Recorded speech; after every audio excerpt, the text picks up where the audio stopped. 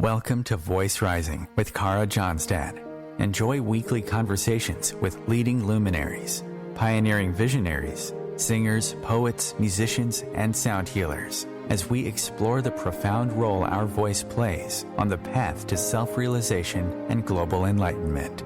The internationally acclaimed singer, composer, author, healer, recording artist, voice expert, creator of Voice Your Essence, and founder of the School of Voice, Kara Johnstad uses her extraordinary spiritual gifts to empower others. Everything in this world vibrates. Everything has a frequency. A pioneer in the field of voice work and transformational songwriting. Her breakthrough methods are helping thousands of people worldwide fine-tune their body-mind-spirit system and unlock the energetic frequencies of limitless creativity, health, and abundance.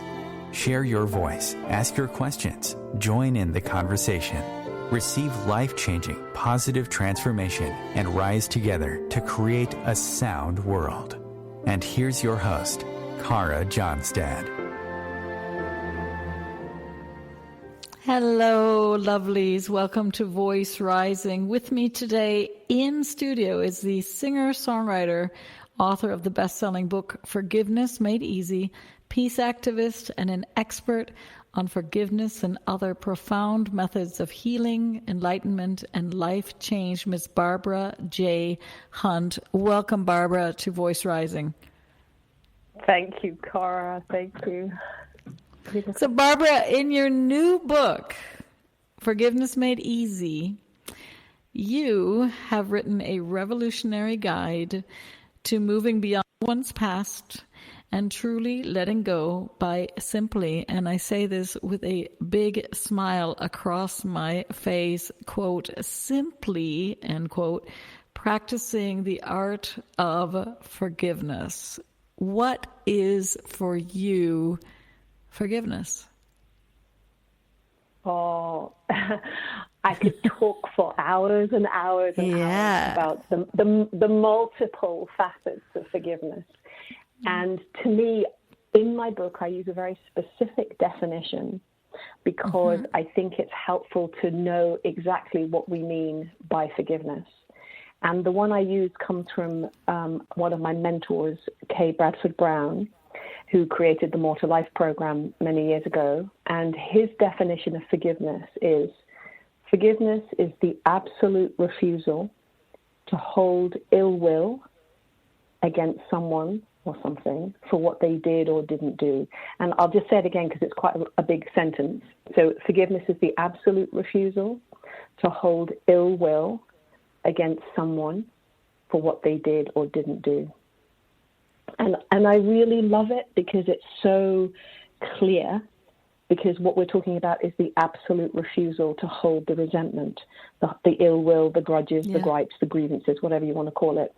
And it's very clear that then the onus is on us as the person who's choosing to do the forgiveness, whether or not you hold the ill will or whether you let it go. And so I can say more, but that's where I start from.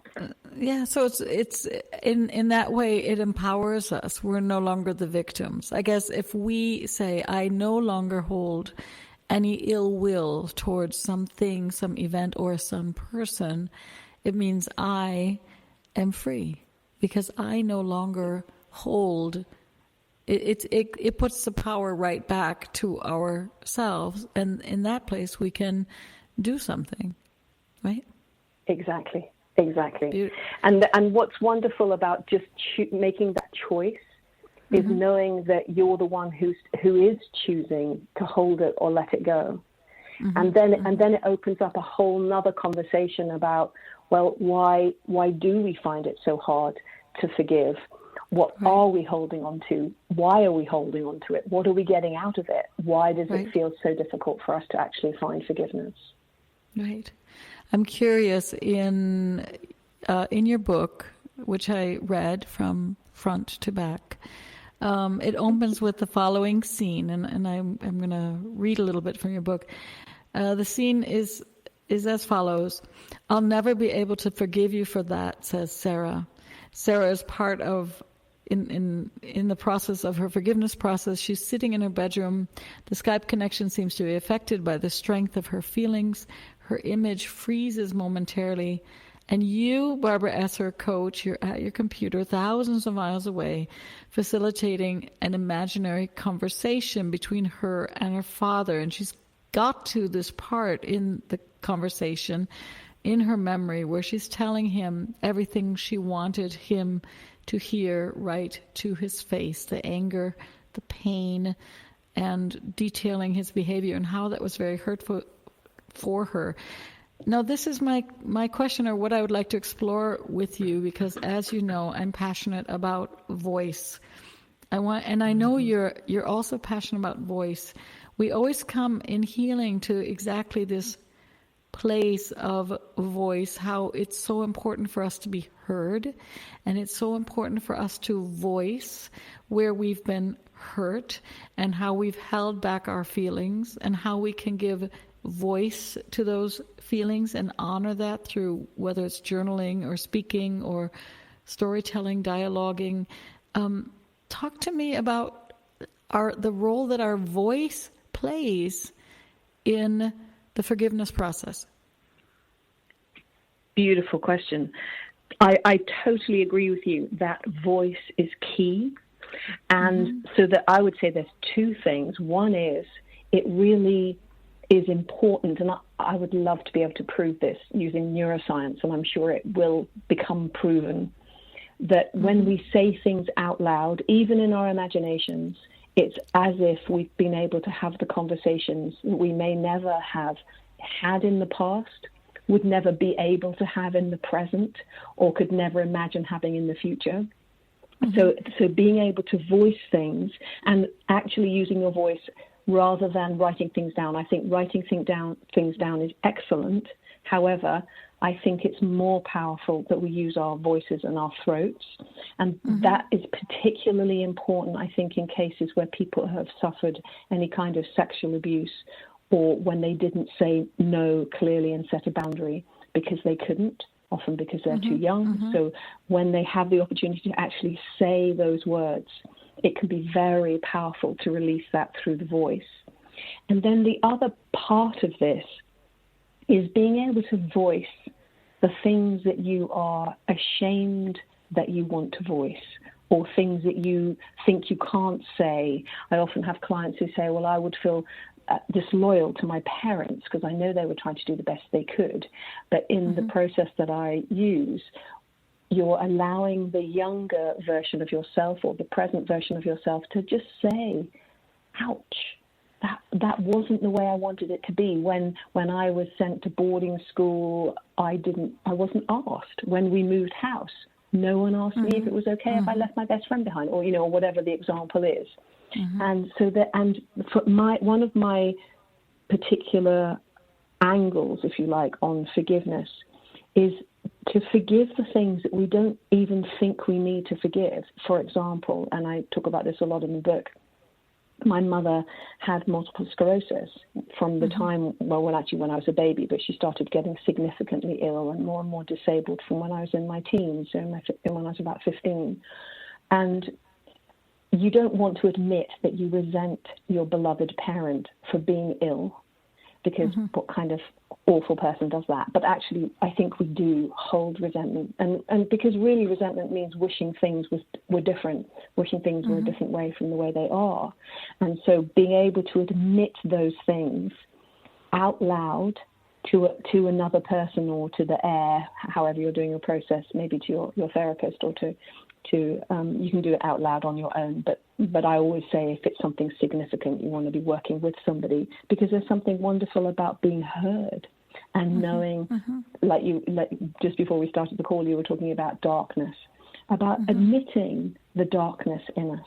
Because I don't think it'll get healed if we're all pretending that everything is okay. And I think there's some spiritual teachings about forgiveness which are very popular, which are nothing really happened, or you made this arrangement on a karmic level with this person.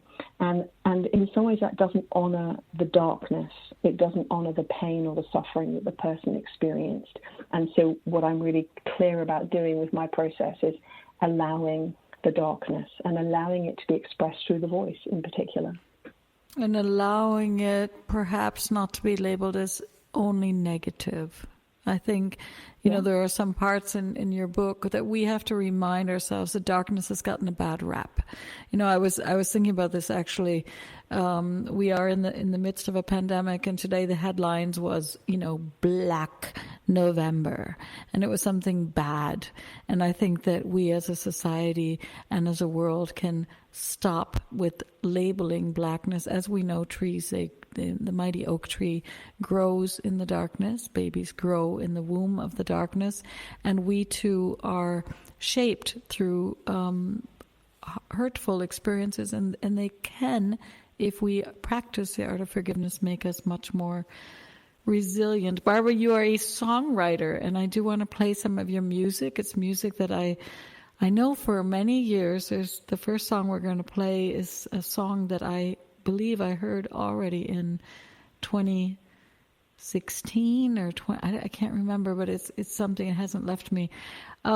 Is songwriting the way that you yourself help transform some of the darkness into lighter feelings, or transform some of the emotions that are hard to express into music?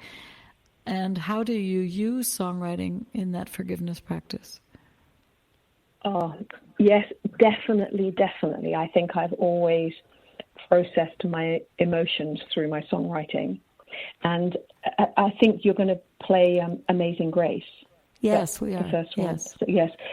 So my version, it's not really a version, but my song, Amazing Grace, which has stolen some of the lyrics, came out of darkness. It absolutely came out of a dark night of the soul for me. And I'm very lucky to live somewhere that's very beautiful. And I was really struggling with the meaning. What is the meaning of life, and why is it the way it is, and why can't we change the things that seem so obviously needing to be changed?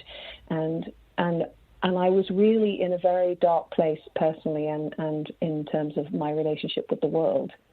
And walking in nature, I had this sense that even if there's no meaning, even if it's almost like my worst case scenario, there is something utterly awesome and worth bowing down to, if you like. There's a sense of something way more magnificent, this mystery that's unfathomable, that is still present, whether we're engaged with it or not, and whether or not we feel it or not. It's almost like that. I was just aware that we're part of this amazing grace. And so I in fact, funnily enough, I'm sitting at my desk, and right in front of me are some ideas for songs, and I've just written down Black November on my notepad. So I definitely will be engaging in some songwriting. Yeah, beautiful. November. Let's listen. The opening lines of this song: you long for love and you yearn for peace, but you only get what you've believed. There's nothing more to understand. You're just captive of this wonderland. Amazing Grace by Barbara J. Hunt. We're going to play this for you right now.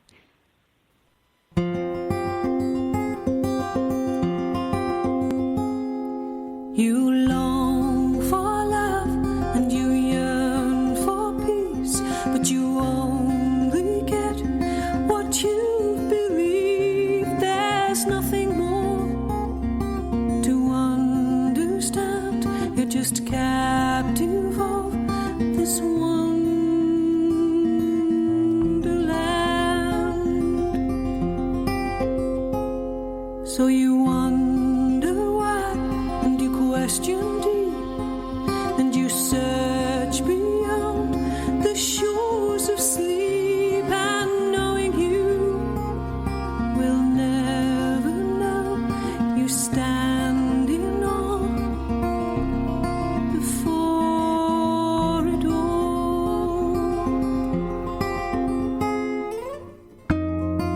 Maybe there's a reason, maybe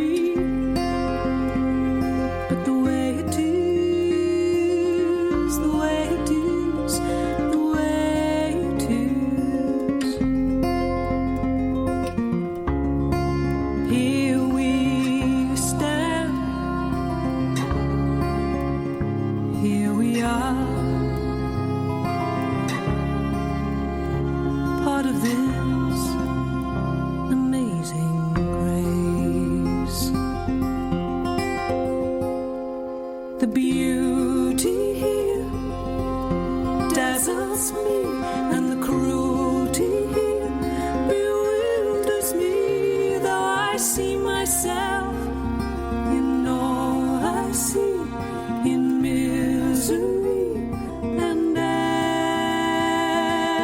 ecstasy.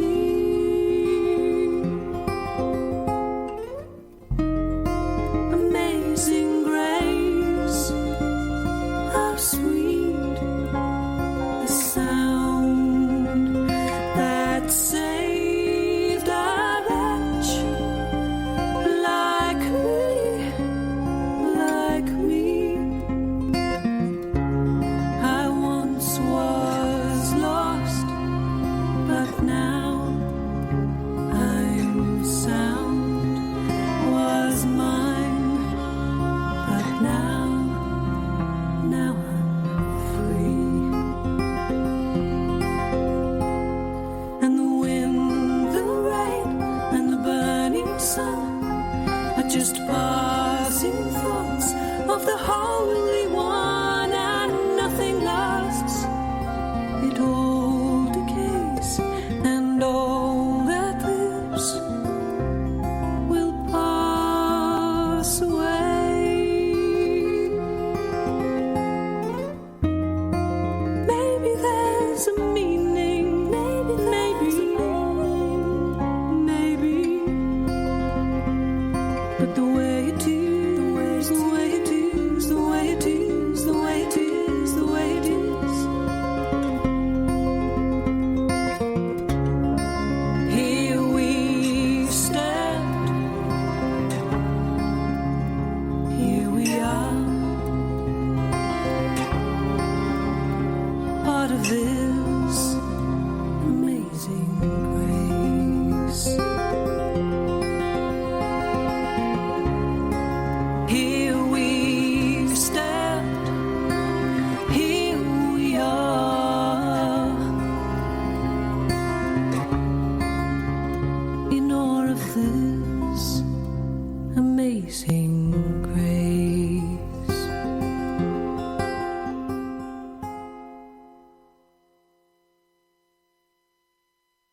The cutting edge of conscious radio. OMTimes Radio. IOM FM.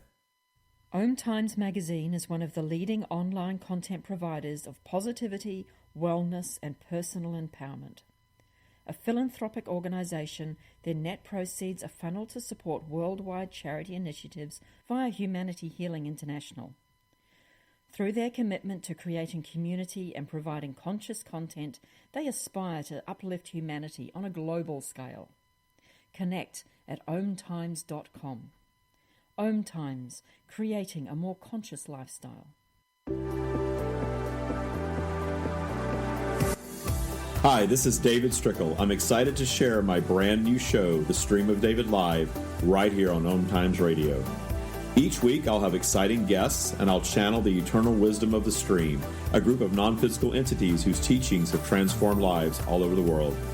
So join us for an uplifting hour each Monday at 5 p.m. Eastern. That's The Stream of David Live right here on OMTimes Radio.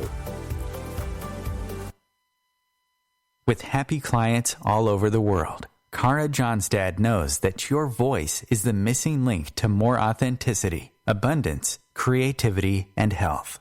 An internationally acclaimed voice expert, Kara's breakthrough methods have helped thousands of people successfully heal their voice wounds and extinguish the story of self-doubt and shyness forever.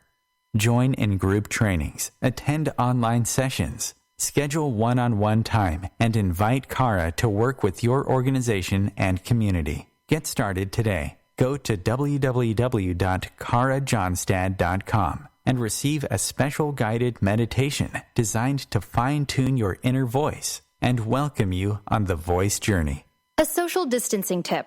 Putting distance between yourself and others is critical to slowing the spread of coronavirus. So here are ways to stay in contact without the physical contact part. Call, send a text, set up a video conference, post on social media, dedicate a song on the radio. If you have symptoms of fever, dry cough, and shortness of breath, call your healthcare provider before going to their office. For more info, visit coronavirus.gov.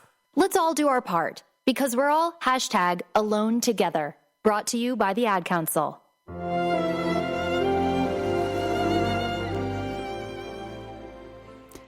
Welcome back to Voice Rising. I am your host, Kara Johnstad, and with me in the studio is the singer-songwriter, author, and coach, Barbara J. Hunt. And right before we went into break, we listened to her beautiful song, Amazing Grace.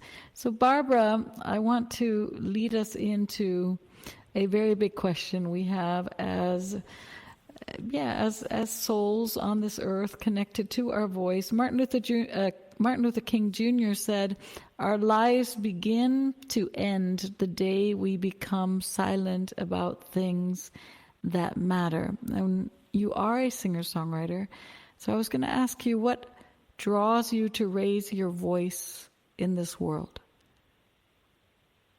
Wow.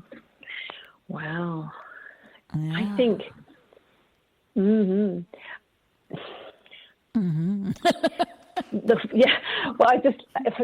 everything is like running through my mind. I think lots of different things. Some is trying to articulate what really matters, because there's a lot of noise, and for me, the potential of a song, I love that it's a very particular form, that it has there are certain requirements to a song that makes it a song.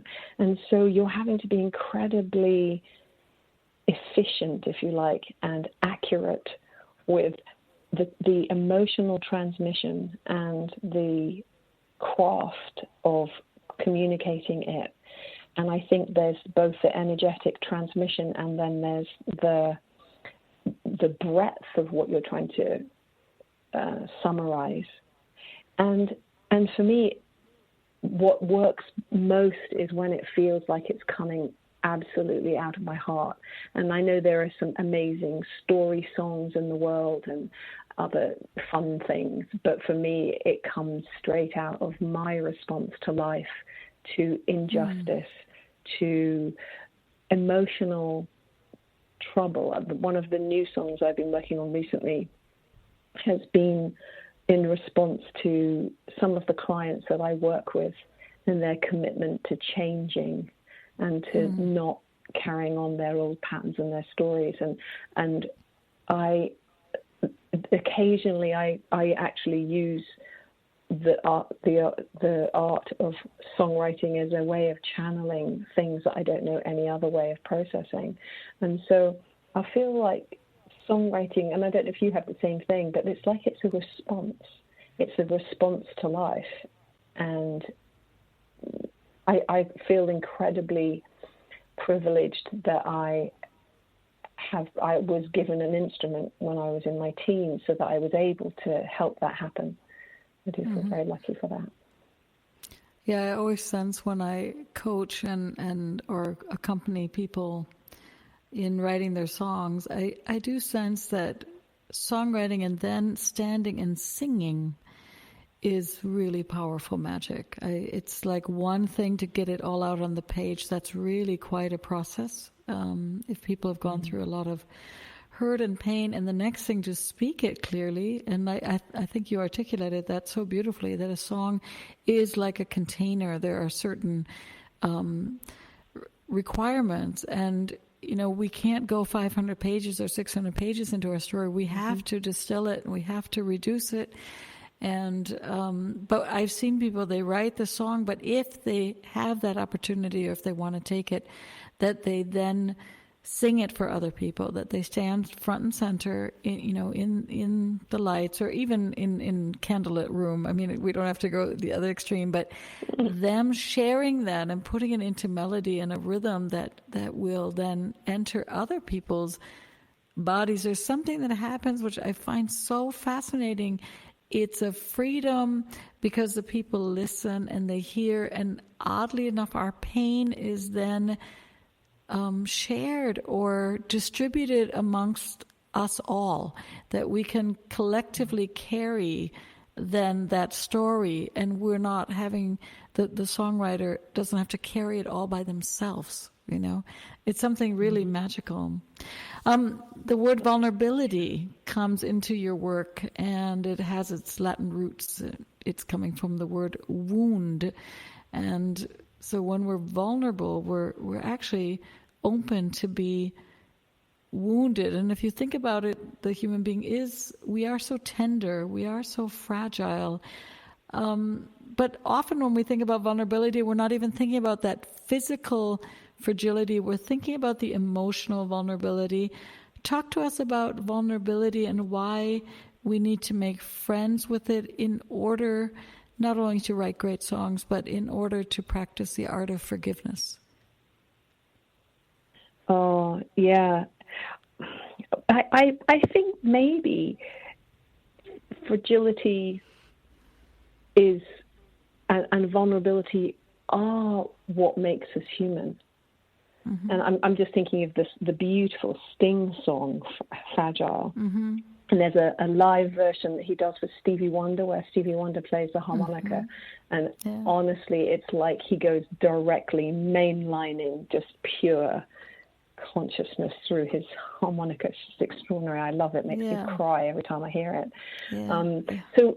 So vulnerability, it's like it is the tenderness of our hearts connected. And I really like the thing that you said before about when we hear someone's song, it resonates us to that. It's almost like a healing. And I wonder whether it's like a homeopathic healing, where a little drop of a song that touches exactly the emotional quality or the emotional, I don't know, it's just like a perfect match, is such a healing thing, because then we feel like we're all connected, and we all have the same feelings.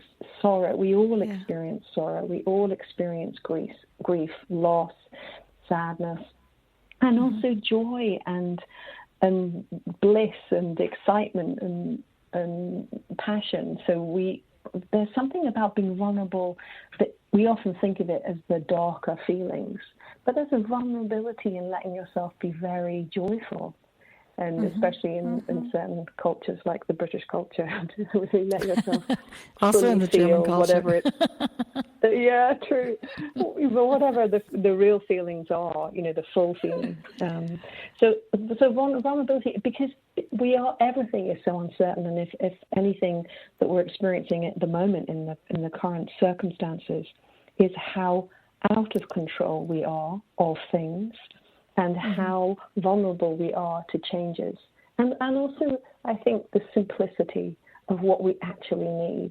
We need simple things that nourish our hearts, and that can be connecting with others, and good food and nature and time and presence, and it's almost music and to share stories. It's very simple. Yeah, very, very simple. Everybody, it's very, very simple. I think it is also, the more we embrace it, the simpler it's going to be.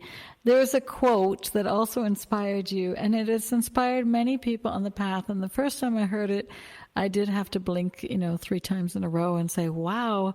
Marianne Williamson said, our deepest fear is not that we are inadequate. Our deepest fear is that we are powerful beyond measure. It is our light, not our darkness, that most frightens us. And we ask ourselves, who am I to be brilliant, gorgeous, talented, fabulous? Actually, who are you not to be? So I want to play this song for everybody. You took that quote, as far as I could tell, you took the quote as is, right? And you made it into a beautiful song. Do you want to share with us some words about why you wanted to maybe support or remind others that it's our light. It comes from the vulnerability, right? That we stand in our true light when we own all our stories, and when we own who and exactly what and who we are. Yeah, absolutely. And you're right, it is almost verbatim, which in some ways goes to show how amazing Marianne Williamson's writing is. that it had that much rhythm and form to it. And I did sort of move it around a little bit to create a chorus, but pretty much I think I might have left out maybe 2 words or just slightly reworded it to make it fit to the song. But I think the reason why I wanted to do it is because exactly what you're saying. We're very vulnerable as we step forward. And often it's when we step forward, things change. Sometimes we lose relationships. Sometimes we can't stay in a partnership or a friendship because we know we need to grow. We need to step forward into our light to make our contribution into the world. And that can make us incredibly vulnerable. And we're taking risks. And so I think there was a part of me that obviously it was resonant, and still is. It resonates with me. And I want to remind myself of that. But also, it's such an invitation for all of us to really to look at our potential. What else is possible for us? What else is possible for humanity? Just because we have a particular way of organizing things right now doesn't mean that that's a good way for us to continue and go forward. And I think if there's anything that we are able to see clearly, our 2020 vision is of how dysfunctional so much of the way we agree to run the world is, and that we can do things differently. And we need vision. I think that's one of the other things that I think is so important. When I was a girl growing up, we used to watch something called Tomorrow's World, and that was fun, and it was exciting about the future and what's going to be new. And I think now if you talk to people about the future, it's not only incredibly uncertain, but it's dark.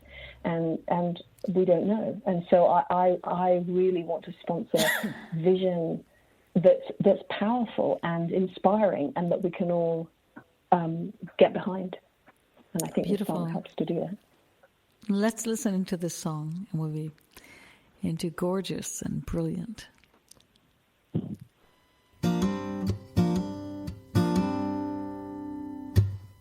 Our deepest fear is not that we are inadequate. Our deepest fear is we are powerful beyond measure.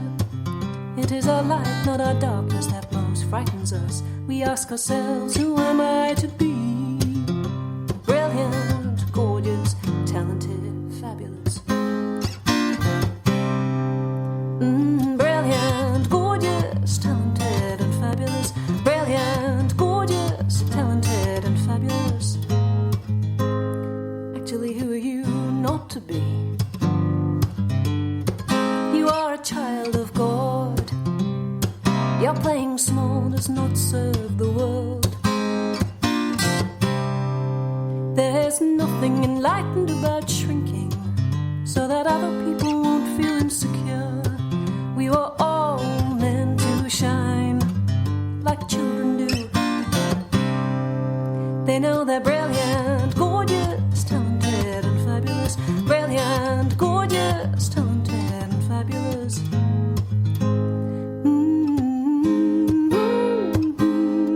They should know.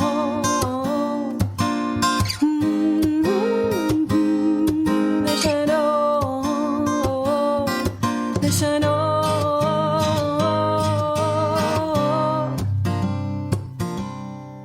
We were born to make manifest the glory of God that is within us. And it's not just in some of us, it's in everyone, everyone, everyone. To be brilliant, gorgeous, talented and fabulous. Brilliant, gorgeous, talented and fabulous. And as we let our own light shine, we unconsciously give others permission to do the same. As we are liberated from our own fear, our presence liberates others. To be brilliant, gorgeous, talented and fabulous. Brilliant, gorgeous, talented and fabulous. Brilliant, gorgeous, talented and fabulous.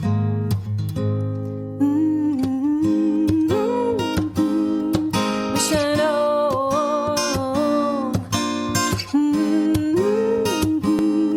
So shine on. We shine on.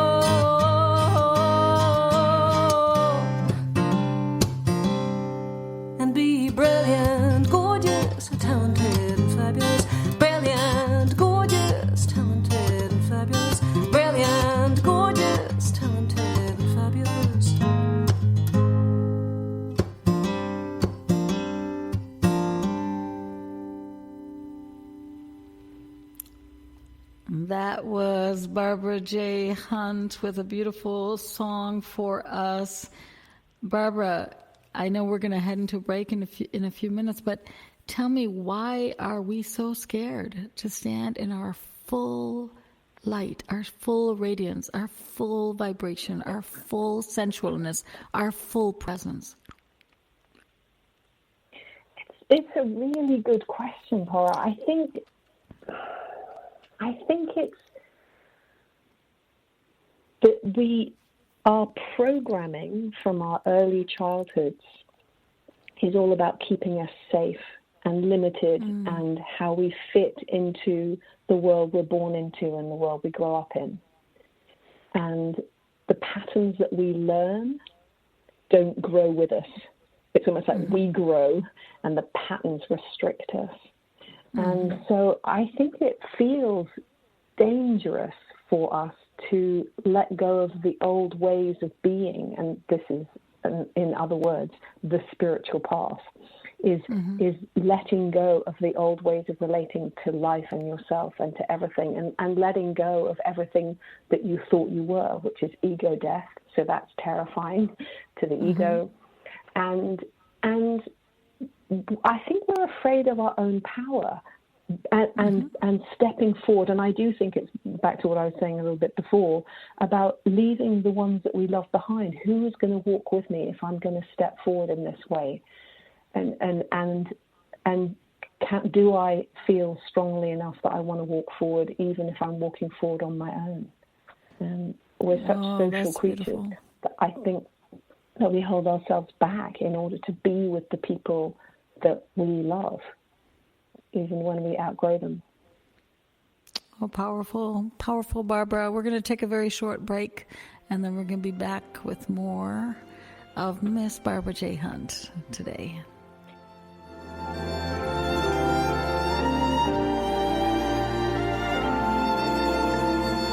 Bringing a more conscious lifestyle to your world. OMTimes Radio. IOM FM.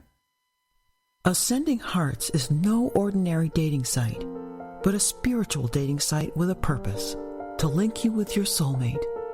We engineer the serendipity so you can trust that you will attune with someone that has the same matching vibration as you. Ascending Hearts, the conscious dating site for the spiritually aware. Try Ascending Hearts for free. AscendingHearts.com. Consistently attract soulmate clients. Begin showing up on brand, monetizing on your calling.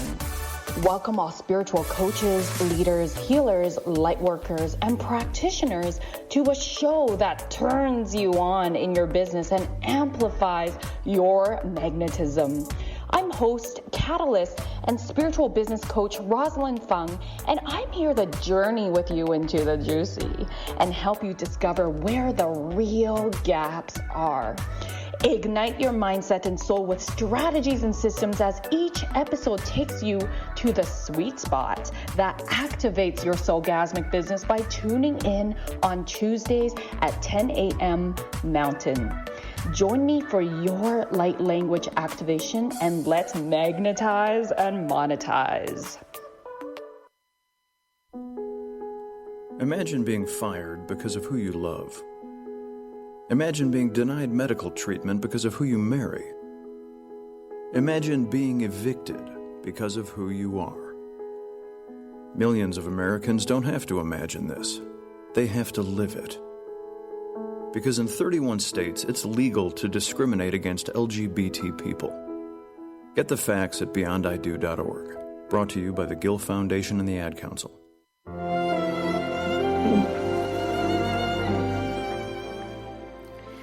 Welcome back to Voice Rising. I am your host, Kara Johnstad. With me in studio is the singer, songwriter, the author, and coach, Barbara J. Hunt.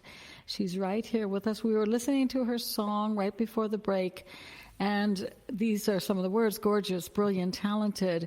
Barbara, these are the people that actually we do need empower. We need the brilliant. We need the radiant and compassionate and the authentic. And we need to develop more enlightened leaders that have clarity and compassion and can really make insightful decision-making What is your vision of how the forgiveness work can support our world in being a more, I would say, an enlightened world, a world that also embraces not only vulnerability, being oppressed, but vulnerability being enlightened and in power and taking responsibility for our own lives? Oh, you ask the best questions. I do, don't I? You do. There's a really fantastic quote by Archbishop Desmond Tutu, which is, "Without forgiveness, there really is no future." And I passionately believe that the potential of forgiveness is utterly phenomenal, because if we each did our forgiveness work, I mean, wholeheartedly, honestly, and truly decided to not carry ill will or resentment or grudges against anyone or anything in our lives, that one thing would radically transform absolutely every relationship that we have and the whole world in potential. I mean, I have lots of people go, "Oh yes, but don't be so naive. No one's going to do that, or not everyone's going to do it," and blah blah blah.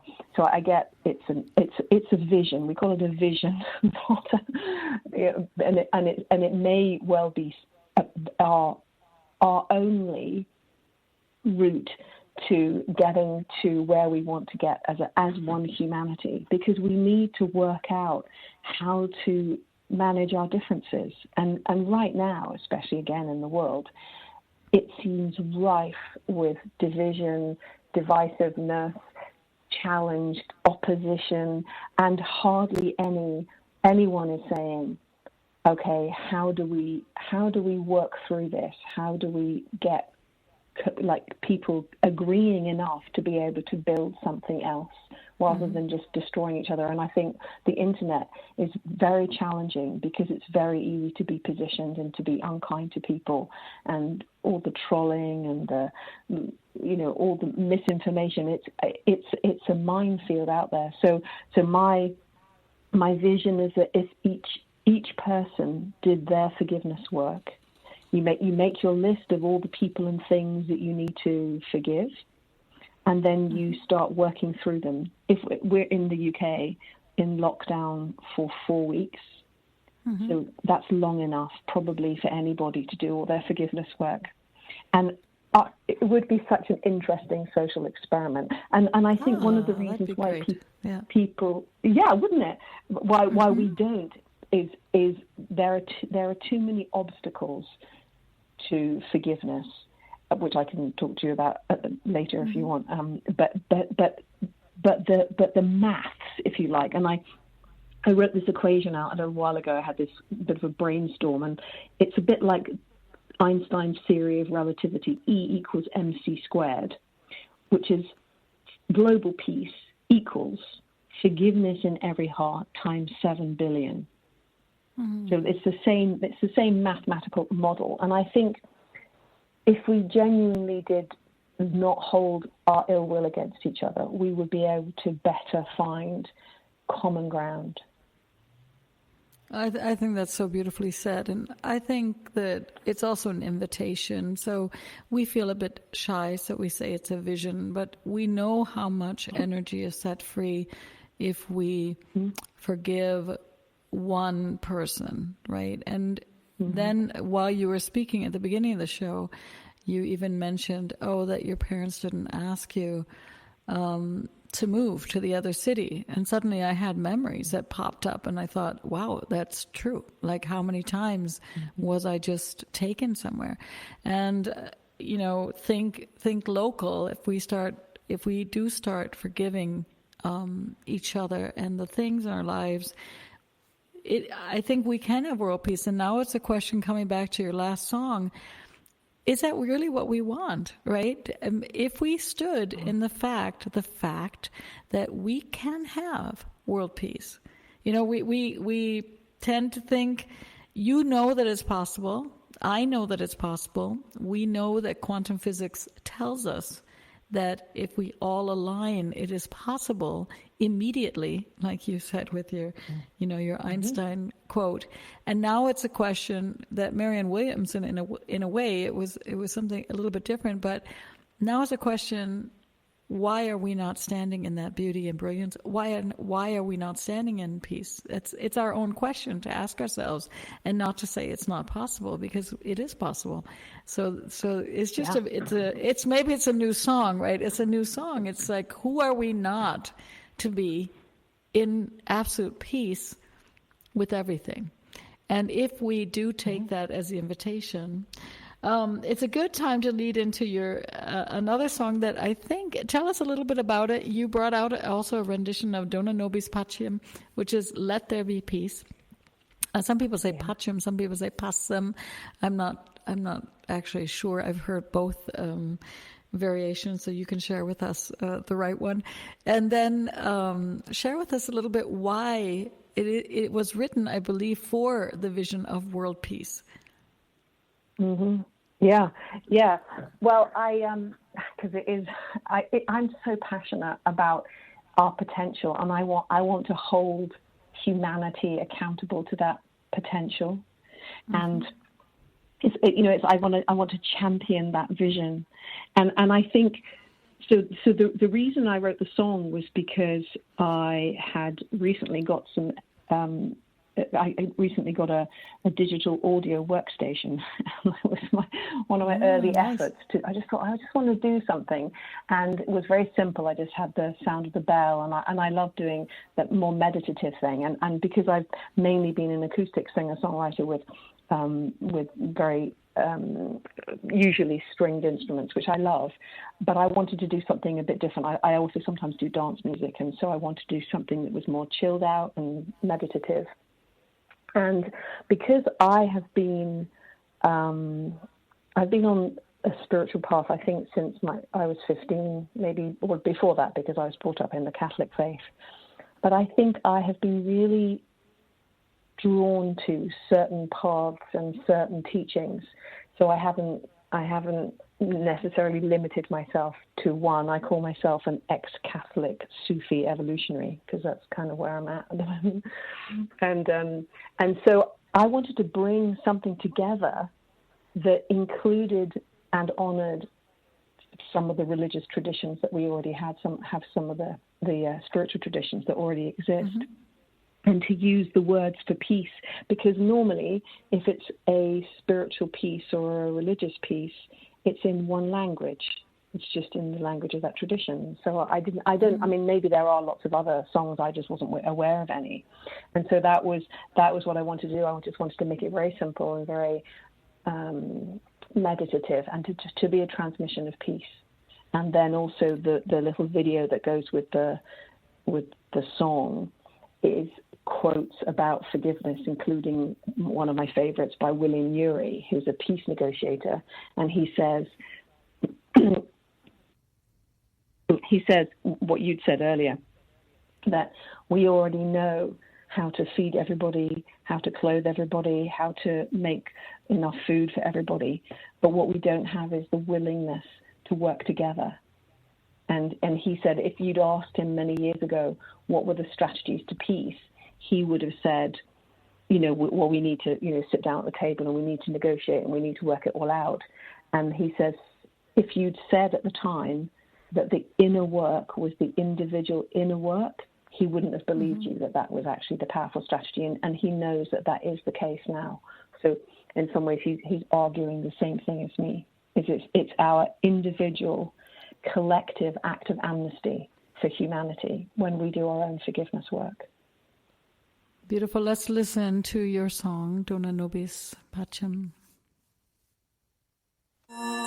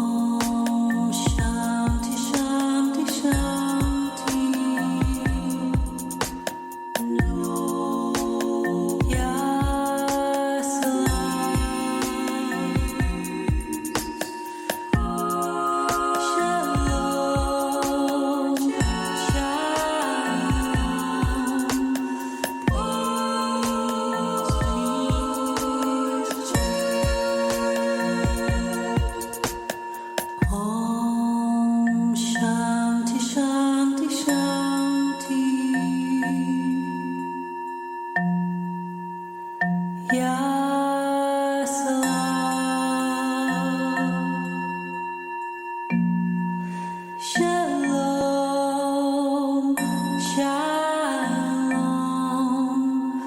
peace, peace, peace.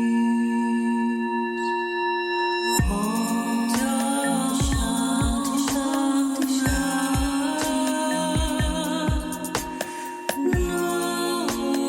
Yes, Lord,